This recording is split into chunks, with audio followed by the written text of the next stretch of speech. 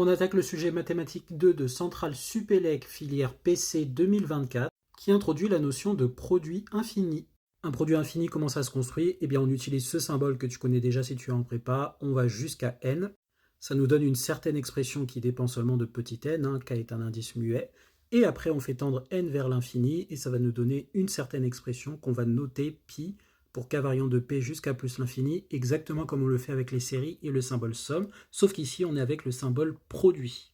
On appelle la suite Pn la suite des produits partiels, et on a des notions globalement analogues à la notion de série infinie, sauf que là, c'est version multiplication. Alors attention, petite précision pour ceux qui sont en L3 et après. Dans la définition de la convergence du produit dans ce sujet, on dit simplement que la limite des produits partiels Pn converge, alors que dans la définition qui est utilisée dans le cadre de cours d'analyse complexe pour les fonctions holomorphes, on va dire que le produit est convergent si la limite existe et est non nulle. Je préfère préciser ce petit détail parce qu'il y a certaines propriétés qui vont dépendre de la notion de, entre guillemets, convergence. Et ces résultats-là ne sont plus vrais si le mot convergence ne signifie pas la même chose. Donc là, bien évidemment, on va utiliser le mot convergence dans le sens où il est employé dans l'énoncé, mais il faut savoir qu'il y a une définition légèrement différente dans les cours classiques. Et on va allègrement s'occuper de la partie 1 pour ce soir, résultats préliminaires. Partie A de la partie 1, question 1, montrer que pour tout x1 jusqu'à xn dans Rn, donc on a un n-uplet de réel, la valeur absolue de ce produit moins 1 est inférieure ou égale au produit de 1 plus la valeur absolue de xk, tout ça entre parenthèses, moins 1. Bon, a priori, en voyant la tranche de l'inégalité qu'on veut démontrer, on se demande mais comment on va bien pouvoir s'en sortir? Eh bien les amis, on va simplement prendre des valeurs différentes de n. Pour rappel, n est un entier naturel non nul, et quand n est égal à 1, le membre de gauche nous donne valeur absolue de 1 plus x1 moins 1, et le membre de droite nous donne 1 plus valeur absolue de x1 entre parenthèses moins 1. Il fait pour tous les deux valeurs absolues de x1, et on a bien sûr l'inégalité. Pour n égale 2, eh bien on a simplement ce produit, j'ai répété ce produit, donc x1, k égale 1 jusqu'à k égale 2, puisque n vaut 2, et donc j'ai bien ceci, tout ça moins 1, donc j'ai bien moins 1, et côté gauche, j'ai le même produit mais avec des valeurs absolues, tout ça moins 1. Mais si je développe à l'intérieur, je distribue et j'ai donc 1 plus x1 plus x2 plus x1 fois x2 moins 1. Et j'ai côté droit 1 plus valeur absolue de x1 et x2, donc la distribution de ça et ça, je les mets dans la même valeur absolue, plus valeur absolue de x1 plus valeur absolue de x2, moins 1 à l'extérieur. Ce qui me fait ceci, ce qui est évidemment vrai d'après l'inégalité triangulaire.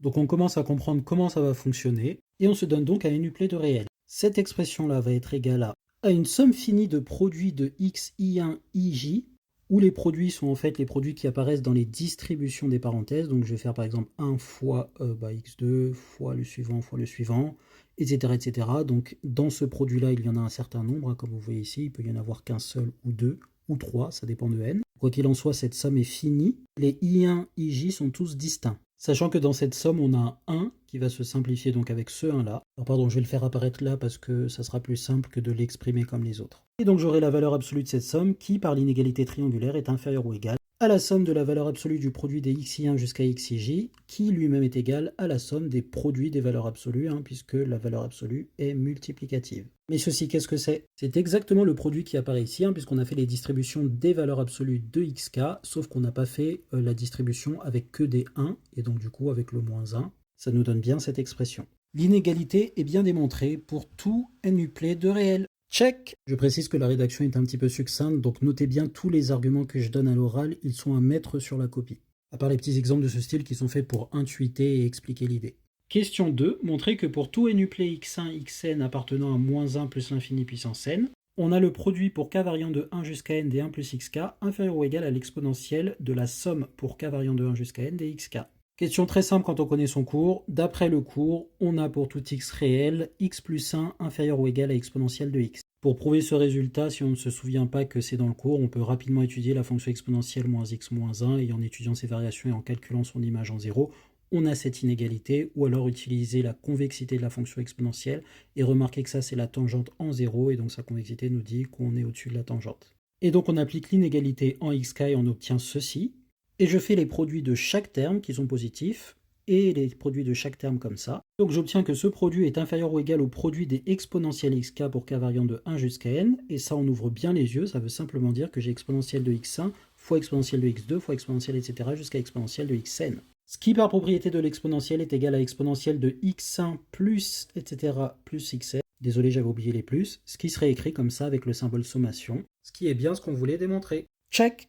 Question 3 maintenant, le but de cette sous-partie est de montrer que la suite un converge vers exponentielle de z. Pour z, un nombre complexe, et pour tout n dans n étoiles, on a un qui est égal à 1 plus z sur n puissance n. C'est une des définitions classiques de l'exponentielle et vous l'avez probablement vu pour les réels, mais en fait elle est vraie pour les complexes et le but de ce sujet c'est de le démontrer. Montrer que pour tout t dans C, 1 plus t moins exponentielle t en valeur absolue est inférieur ou égal à valeur absolue de t carré fois exponentielle de valeur absolue de t. Comment est-ce qu'on va bien pouvoir démontrer ce truc-là? Eh bien, la première question à se poser, c'est quoi l'exponentielle? Qu'est-ce que c'est? C'est ça qui va nous permettre de pouvoir utiliser ces propriétés pour démontrer cette inégalité. D'ailleurs, n'oubliez pas que t est un nombre complexe. Or, d'après le cours, c'est quoi une exponentielle complexe? C'est ce truc-là. C'est une série entière de rayons de convergence infinie, donc la série existe bien quel que soit t complexe, et c'est comme ça qu'on définit l'exponentielle complexe. On précise bien que comme le rayon de convergence de cette série entière est infini, et bien évidemment pour un t donné, cette série est absolument convergente. Et donc on va pouvoir se faire plaisir avec plein de manipulations freestyle comme les sommes classiques. En particulier, j'ai que le truc que je veux majorer est égal à 1 plus t moins, du coup la série qui définit l'exponentielle de t, qui est égal à 1 plus t moins 1 moins t. Je distribue le moins par linéarité de la limite des sommes partielles. Et je note que le premier terme, donc là quand k est égal à 0, c'est t puissance 0, donc 1 sur 0 factoriel, donc moins 1. Et quand est égal à 1, j'ai t puissance 1 sur 1 factoriel, donc moins t. Moins le reste de la somme qui, pour le coup, part à 2. Ce qui, après simplification, peut se réécrire comme ça, puisque j'ai la valeur absolue de moins la somme, et je factorise par moins, dans la valeur absolue, ça ne change rien. Ce qui peut se réécrire de cette façon-là, après changement de variable, le k ici commence à 2, donc je le pose comme étant une autre variable plus 2, puis après je reviens à k. Et donc ça me donne bien ceci, puisque la borne du haut reste plus l'infini quand on fait un changement de variable dans les séries. Pour vous en convaincre, vous repassez à la limite des sommes partielles, donc vous faites cette manipulation sur les sommes partielles, et donc vous avez un cran au-dessus ou en dessous ici, ce qui ne change rien quand on passe à la limite. On revient à notre calcul, et donc ceci, ça nous donne ceci, en factorisant par t2, encore une fois par linéarité de la limite des sommes partielles, ce qui est égal à ceci par multiplicativité de la valeur absolue, ce qui est majoré par ceci d'après l'inégalité triangulaire généralisée, donc pour les séries, qui est aussi valide pour les complexes, puisqu'on utilise l'inégalité pour les complexes sur les sommes partielles, puis on passe à la limite. Et on utilise ensuite la multiplicativité de la valeur absolue pour faire sortir la puissance k.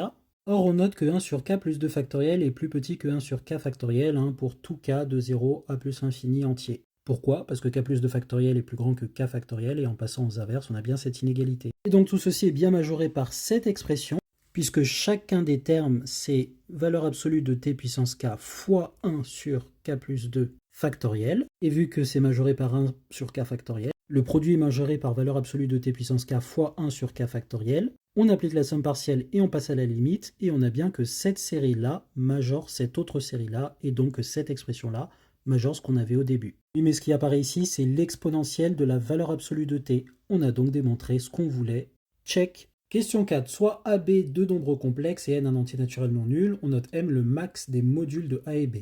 Montrer que la valeur absolue de A puissance n moins B puissance n est inférieure ou égale à n fois grand M puissance n moins 1 fois la valeur absolue de A moins B. Bien, pour démontrer ça, on va se servir de cette factorisation qui peut se démontrer à partir des suites géométriques. Je vous laisse faire la preuve en commentaire, mais c'est une factorisation connue, et on va tout simplement passer aux valeurs absolues. Donc on a ceci qui est égal à ceci par multiplicativité de la valeur absolue, et j'applique l'inégalité triangulaire sur cette somme finie. Donc j'obtiens que c'est inférieur à la valeur absolue de A moins B, tout ça multiplié par la somme des valeurs absolues, ce qui nous fait ceci encore par multiplicativité des valeurs absolues. Sauf que m, c'est le maximum des valeurs absolues de A et B. Donc m est naturellement supérieur ou égal à la valeur absolue de A, mais aussi à la valeur absolue de B, puisque c'est l'un des deux. Donc il est bien égal et donc supérieur ou égal. Et donc je peux majorer ces termes-là par m puissance k et m puissance n-1 moins k.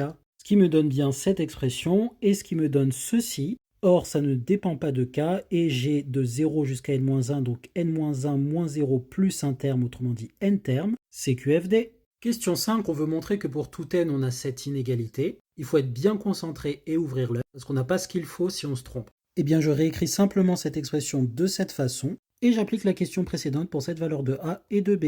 Je te laisse noter les détails et les justifications pour ces inégalités en commentaire, parce que oui, c'est pas mal que tu bosses un petit peu, moi j'ai déjà beaucoup travaillé là, donc regarde, note ici ce que j'ai mis pour le max et justifie bien, et on a exactement ce qu'il faut. Question 6, conclure quant à la convergence de la suite UN. Et là, juste après une inégalité, c'est évident, théorème d'encadrement, je vous laisse rédiger tout ça en commentaire. Rendez-vous très bientôt pour la suite, bisous!